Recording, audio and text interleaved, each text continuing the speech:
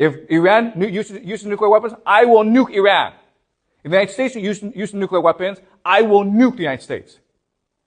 If Israel uses nuclear weapons, I will nuke Israel, okay? If Putin says that, how will the world react? If Putin says this, you are not allowed to use nuclear weapons, how will the world react? He's a hero, right? He saved humanity. But because he says this, the United States is now trapped. Okay? You understand? And so this becomes a black hole for the United States, where they can only send in more troops. They can't get any troops out. They can only send in more troops. What's the problem with this? What's the problem with sending in more troops? No, there's actually a huge problem with this idea of sending in more troops. What is it? Okay, you can't, no one wants to go fight. You understand?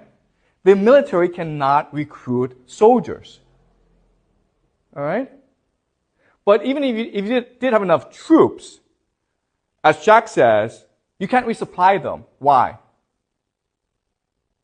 Why can't you actually resupply your army? Why not?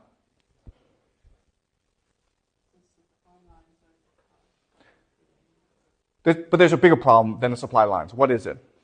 What do you need to create bullets and ammunition? America has no manufacturing capacity because America moved all its manufacturing capacity to China. Okay? Remember this.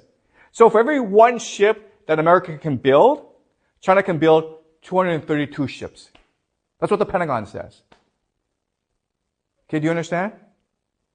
So if this war were to happen, there's absolutely no way America can win this war. It's just completely trapped inside Iran.